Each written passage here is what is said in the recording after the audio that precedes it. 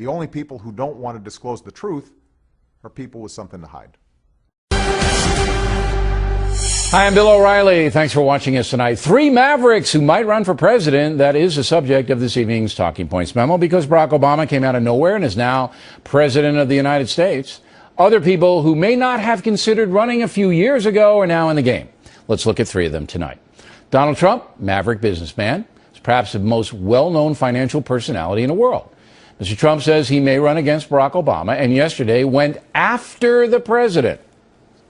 I want him to show his birth certificate. There's something on that birth certificate that he doesn't like. Oh, my God. That's a terrible thing to say. Whoopi, I'm telling you. Donnie, I love you. I'm telling you. I love you, too. I think that's the biggest pile of dog mess I've heard in ages. The question is, there's something on his birth certificate he doesn't want to show. It's not because he's black. Let him show has nothing to do with that. By the way, Because I think when any white president asks to be shown the birth certificate.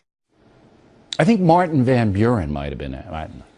Now, 2 things you should know about Donald Trump. Number 1, he doesn't care what anybody thinks about him. And number 2, his central theme that America is a diminishing nation going downhill is shared by millions of Americans. If Trump enters into the race, politics as usual vanishes. And then there's Congresswoman Michelle Bachmann, who is planning to be a factor in 212. I'm in for 2012 in that I want to be a part of the conversation of making sure that President Obama only serves 1 term, not 2, because I want to make sure that we get someone who's going to be making the country work again. That's what I'm in for to work is that, but I haven't made a decision yet to announce, obviously, if I'm a candidate or not, but I'm in. Well, just today, Mrs. Bachmann says she's likely to set up a presidential exploratory committee.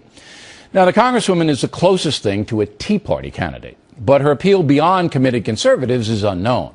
Also unknown, her problem-solving ability in complicated situations like the economy and the war on terror. And finally, the maverick Sarah Palin. No question, the governor has the credentials to run for president because she ran for vice president and governed a state.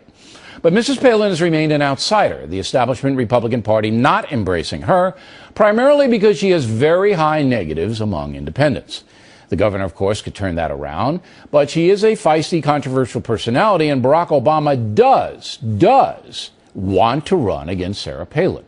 Of course, you could say be careful what you wish for, but there's a reason the Democrats would like her to head the Republican ticket. So there you have the 3 Mavericks, the 3 wild cards in the presidential race of 212.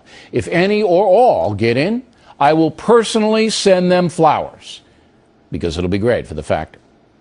The only people who don't want to disclose the truth are people with something to hide.